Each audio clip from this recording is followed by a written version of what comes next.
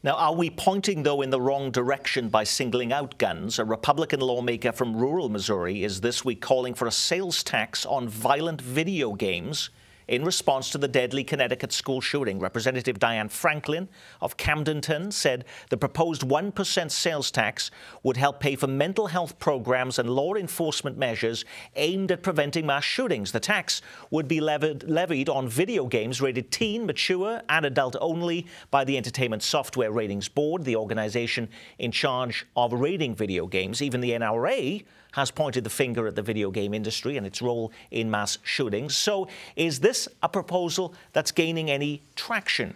It may, in part because there is some effort to raise money.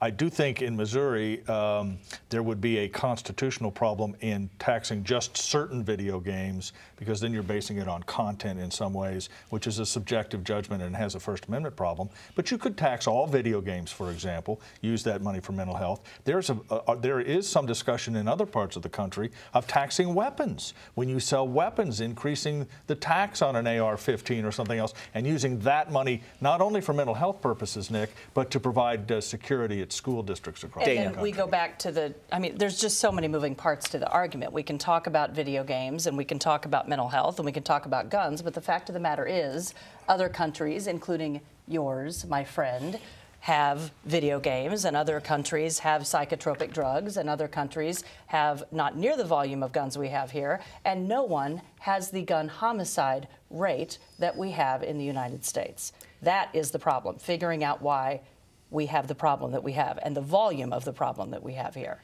It's also interesting, this is a Republican lawmaker in Missouri, Stacey, who is proposing a tax. Right. To propose, you know, when they have been so vehemently opposed, Republicans in Missouri, even a cigarette tax increase, because they say that that was the wrong way of setting policy in Missouri. Right, and then here we'll turn around when it's politically expedient to go ahead and tax something. You want to talk about gun control being a knee-jerk reaction. Well, taxing video games is a knee-jerk reaction too, especially when you start to talk about some of these games, as we've mentioned at the teen rating, are Guitar Hero and simulated living games like The Sims.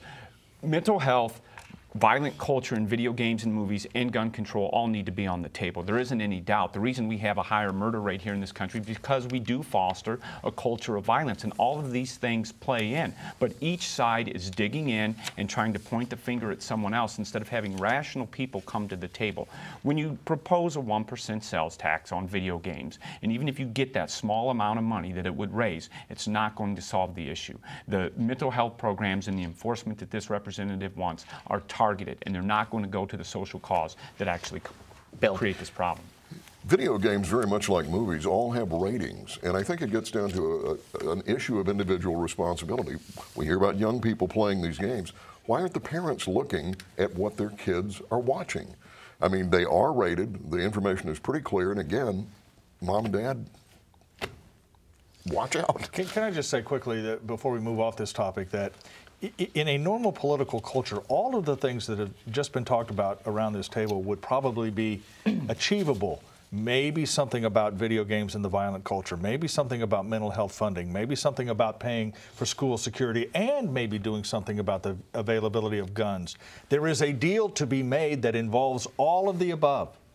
But in the contemporary political culture, Nick, and I think we're seeing this in Missouri and Kansas, certainly in Washington, everyone wants to attack everyone else's solution rather than to sit at a table and say, let's put everything out there and do some combination of it. I think there would be great support nationally for that kind of approach, but in our political system, it just doesn't seem to be there.